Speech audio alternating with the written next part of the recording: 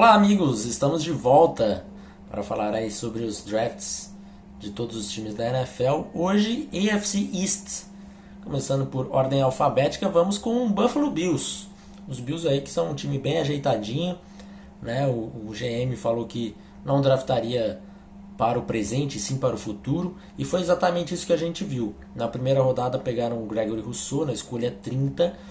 Essa é uma escolha que se a gente olha ali o depth chart atual com o Mario Edson, com o Jerry Hughes, a gente vê, bom, esse time aqui já tem uma profundidade legal nessa posição, né, pelo menos para essa temporada, mas acabaram indo com o Rousseau. Acho um bom valor, é um jogador que prometia muito mais, né, o seu estoque, seu draft stock para essa temporada, porque em 2019 ele teve uma temporada aí de 15 sacks e meio, então muita gente imaginava que talvez ele fosse o edge número 1 dessa classe. Acabou que deu opt-out, né, na temporada de 2020, e no Pro Day não foi tão bom assim, né? Se imaginava um freak atlético do Gregory Rousseau, acabou não acontecendo esse freak, não que ele tenha ido mal no Pro Day, mas ele não foi elite, não foi o que a gente imaginava para ele. Então certamente ficou um gosto ruim ali, né, do prospecto. Mas é um bom jogador, é um jogador que também precisa de um pouco tempo para maturar, tem pouca experiência, né, poucos snaps aí na sua carreira universitária. Então é um jogador que vai aproveitar bem aí essa oportunidade de repente começar como reserva e galgando espaço aos poucos, né? E daí a gente já emendou com a segunda rodada, que foi o Carlos Basham, outro edge rusher, então dobraram aí na posição, que também vou falar a mesma coisa, assim, né? Um jogador que não deve ser titular agora, mas se a gente vê os contratos de 2022, né, quando acabam os contratos, é bem provável que a gente vai estar falando aqui de uma dupla Carlos Basham e Gregory Rousseau formando a dupla titular de edge rushers desse time. Então o Brandon Beane, GM dos Bills, não estava mentindo quando falou que ia draftar pelo futuro. É outro jogador que eu gosto do valor, mais ainda do valor do Basham na segunda rodada do que do Rousseau. É um jogador muito que ele tem a fisicalidade, ele tem as ferramentas para ser mais físico do que é.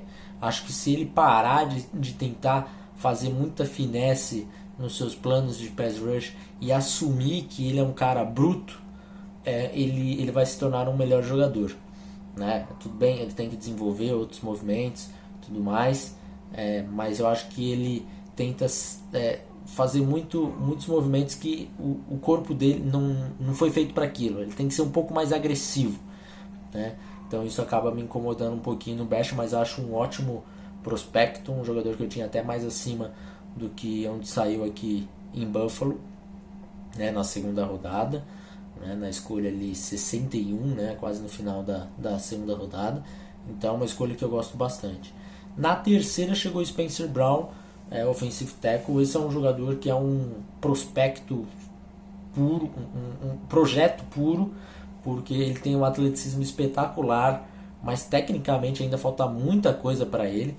Então é bem provável aí que Buffalo não esteja pensando em Spencer Brown jogando nessa temporada, até porque tem já uma dupla aí de tackles garantido como titular.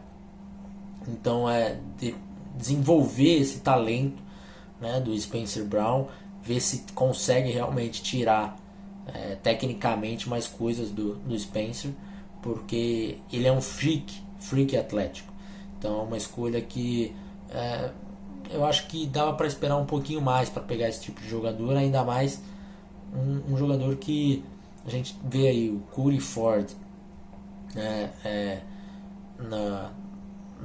no elenco. A gente tem o John Dawkins como left tackle com um contrato longo já renovado. O Darryl Williams também renovou o contrato há pouco tempo, tudo bem que não é um contrato longo, mas assim, eu acho que o Spencer Brown ficou aí muito no projeto.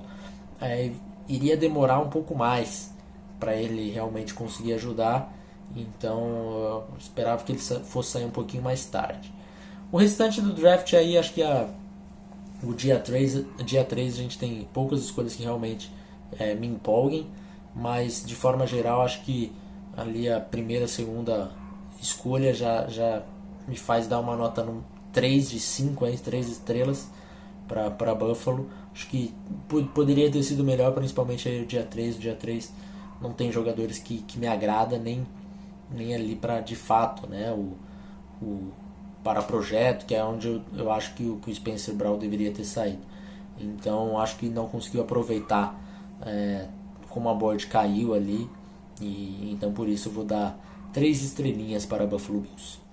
Agora indo para Miami Dolphins. Os Dolphins, que tinham a sexta escolha geral, pegaram Jalen Waddle, wide receiver de Alabama. É um jogador muito dinâmico, né? Tinha muita necessidade também de wide receiver aí para Miami. É um jogador muito dinâmico, que tem alguns problemas de lesão, que pode ser que atrapalhe aí a carreira dele. Eu confesso que eu selecionaria o Waddle um pouquinho mais tarde do que isso, mas nada que me incomode, né? Um jogador que pode contribuir bastante, aí é um cara que deve ganhar bastante yards depois da recepção, é um cara extremamente rápido, né? Muito explosivo, então eu gosto do jogador. Confesso que eu queria que ele, se ele tivesse saído um pouquinho mais tarde, teria me agradado mais, principalmente pelo trade-up, né, que Miami deu. Eles estavam na 3, desceram para 12 na troca dos Niners e subiram mais uma vez aí para a escolha número 6, né, dos Eagles. Então, assim, pensando que teve essa troca, eu acho que poderia ter esperado um pouquinho mais, ter gastado menos draft capital. Mas é um excelente jogador que deve contribuir já no ano 1, certamente. Ainda na primeira rodada pegaram Jalen Phillips, edge rusher. Essa é uma escolha que eu gosto bastante, porque é um edge rusher que, apesar de seus problemas de lesão, né, é um cara que tem muita explosão, que tem muito bend, muita flexibilidade no quadril e no tornozelo dele. Então consegue contornar o arco aí com facilidade. É um edge que, para mim, se falasse que é o edge número 1 da classe, acabou sendo o primeiro, né, a ser escolhido, mas acho que ele brigava aí com alguns outros, com Quit Pay, por exemplo. Eu não vou discutir ele sendo o Edge 1, não. Eu acho que é um cara que tem muito talento e era uma necessidade bem grande de Miami, né? Miami não tinha um edge rusher que você pensa de cabeça e fala, tem fulano, que o fulano é bem bom. Não tem, então acho que o Jalen Phillips já deve se tornar titular rapidamente desse time, porque tinha essa necessidade. Na segunda rodada pegaram o Javon Holland, safety de Oregon, um cara que tem muito ball skills, tem muito ball hawk, muito range também, mas acho que ele tem alguns outros problemas que acabam fazendo com que ele caísse um pouquinho mais na minha bird. Por exemplo, a forma como ele tacleia, como ele dá suporte no jogo terrestre. Não era o meu safety favorito, mas eu entendo as pessoas gostarem bastante dele por conta do seu range. É um cara que pode patrulhar o fundo do campo aí, era também outra posição que Miami precisava, que estava aí carente desde a saída do Minkah Fitzpatrick, então faz bastante sentido a escolha. Também na segunda rodada chegou o Liam Eichenberg, offensive tackle de Notre Dame. Essa é uma escolha que eu gosto muito, é um jogador que eu acho que ele é muito sólido, muito regular, assim. A gente não vai enxergar muitos problemas no Eichenberg de forma geral. Não é um cara que você vai assistir highlights e vai ficar extremamente empolgado, mas é um cara muito sólido, muito regular, né? Ele é muito bom na proteção de passe, então eu gosto demais dessa escolha. Vamos ver como que os Dolphins vão fazer aí, né, dentro dessa linha ofensiva, se vão passar o Eichenberg para right tackle, o Robert Hunt joga por dentro como right guard, e de repente o Austin Jackson mantém ali como left tackle. Acho que é o caminho mais certo a se fazer. Gosto demais da escolha do Eichenberg, era um jogador que eu tinha bem próximo da onde ele acabou saindo, então eu gostei bastante dessa escolha. Em seguida, na terceira rodada, pegaram Hunter Long, tight end de Boston College, é outro jogador que eu também gosto, tinha muito próximo aonde ele saiu. Acho que eu tinha ele em 82 na minha board geral, ele saiu na 81, né? Então acho que tá bem justo, bem justo.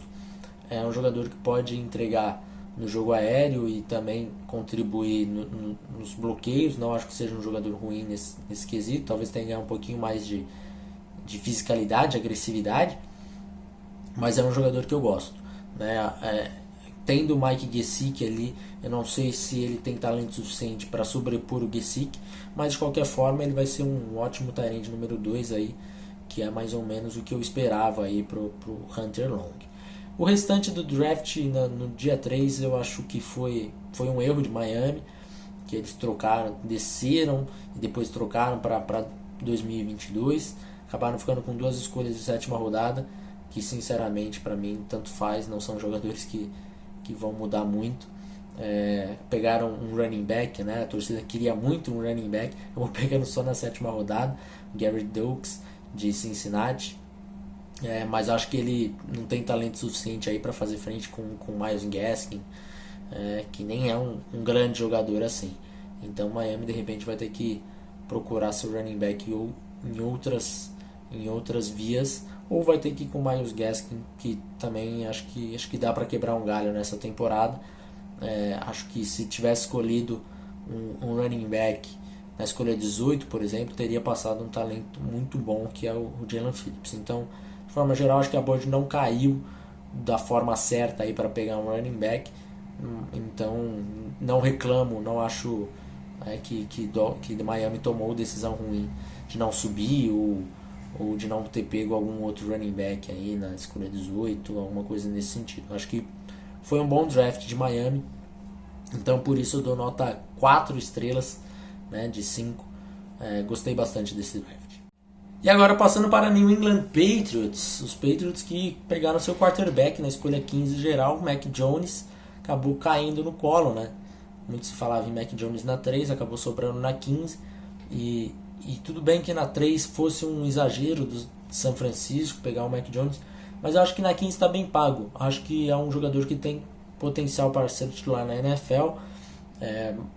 Os Patriots dificilmente se colocam numa posição para uma escolha alta no draft. Certamente, só se uma catástrofe acontecer aí na temporada, deles estarem aí num top 10, alguma coisa nesse sentido. Então eles tinham que aproveitar a oportunidade. Não é um jogador assim, um prospecto de alto nível, de excelente nível, né, que muda uma franquia, mas é um bom prospecto, um jogador que eu acho que pode ser titular e vencer na NFL tendo as ferramentas certas para ele, né? Uma boa linha ofensiva, um bom grupo de recebedores, acho que já ajuda bastante aí e dá esperança para Mac Jones ser o futuro da franquia. Na segunda rodada pegaram o Christian Barmore, né? Subiram para pegar o Barmore. Acho que foi até uma troca que gastaram mais do que os Patriots estão acostumados a gastar em um trade-up, mas eu acho bem válido esse trade-up, porque o Barmore era um bom jogador, um jogador que pode ter alto impacto, principalmente se ele resolver manter o motor do seu jogo sempre intenso. Acho que isso é um problema ainda no jogo dele, mas para mim ele era o melhor defensive tackle dessa classe aí com tranquilidade. Então eu gosto bastante da escolha, mas precisa ser um pouco mais intenso durante a partida inteira. De forma geral, acho uma baita escolha aqui dos Patriots na 38. Na terceira rodada pegaram o Ronnie Perkins, edge rusher de Oklahoma. Essa é uma escolha que eu gosto bastante. Acho que ele tinha um talento para ter saído bem mais alto do que isso. Então assim, os Patriots fazendo escolhas que devem contribuir já no ano 1, né? Um outro jogador aí também que talvez não tenha lá sua titularidade garantida no primeiro ano, obviamente que não, mas é um jogador que deve contribuir. Então aqui na terceira rodada achei um excelente valor, na escolha 96, baita valor. Gosto muito, né, do Perkins, acho que ele deveria ter saído antes. Na quarta rodada pegaram o Ramondre Stevenson, um running back que eu acho que faz bastante sentido para os Patriots. É um running back de goal line, um cara para ganhar jarda depois do contato. Eu acho que ele é bem parecido com o LeGarrette Blount, né? Que já jogou em New England, e o Bill Belichick soube utilizar o Blount muito bem. Foi a melhor temporada da carreira do Blount, foi em New England, então faz bastante sentido a escolha. Acho que é um bom encaixe aí em New England. Também pegaram Cameron McGrone na quinta rodada, acho essa uma das melhores escolhas da quinta rodada, assim, também. É um cara muito seguro, é um linebacker muito seguro, ele não perdeu tackle em 2020, então é um cara que precisa melhorar na cobertura de passe, mas ele é muito bom defendendo o jogo terrestre. Na quinta rodada eu acho um baita steal aqui, então eu sou fã dessa escolha aqui do McGrone na quinta rodada. Acho que deveria ter saído já há muito tempo, aí pelo menos uns 2 rounds antes. Acho que ele tinha talento para ser um jogador de terceira rodada. E daí em seguida tivemos o Joe Bledsoe na sexta rodada, William Sherman, offensive tackle, na sexta também, e o Trey Nixon, wide receiver. Essas são escolhas que eu já não sou tão fã assim, mas de forma geral acho um excelente draft dos Patriots. Provavelmente aí é um dos melhores drafts que eu já vi os Patriots fazendo nos últimos anos, né? Que pelo menos quando termina o draft eu falo, pô, dessa vez o New England mandou bem. Geralmente eu não sou lá muito fã dos drafts de Bill Belichick e acabo criticando aí, o pessoal fica até triste comigo, mas acontece. Esse eu achei um baita draft, por isso também dou 4 estrelas de 5 para New England. Encerrando o New York Jets, os Jets que pegaram seu quarterback, o Zach Wilson, na escolha 2 geral. Essa é uma escolha que já está meio que batida, porque já era fato consumado antes do draft acontecer, mas assim, falando sobre a escolha, eu acho que os Jets podem se arrepender de ter passado o Justin Fields, tá? O Fields para mim era o meu quarterback número 2, então é uma escolha que eu entendo, mas eu confesso que não iria por esse caminho. Iria com o Justin Fields, acho ele um jogador melhor, mais seguro do que o Zach Wilson. O Zach Wilson teve aí um excelente ano em BYU, mas os outros dois não foram tão bons assim, né? Lógico que teve problemas no ombro, lesão, que acabou atrapalhando, mas é um jogador que jogou numa competição menor, teve muito tempo no pocket, então assim, tem alguns pontos no Zach Wilson que me incomodam, principalmente quando a gente está comparando entre ele e o Justin Fields, que eu acho super natural fazer essa comparação. Mas é o quarterback dos Jets que eles queriam desde o começo, então também não vou reclamar muito, porque acho que é um jogador que tem potencial sim para ser um franchise quarterback, mas eu acho que ele é um prospecto com mais riscos, né, do que Justin Fields, por exemplo.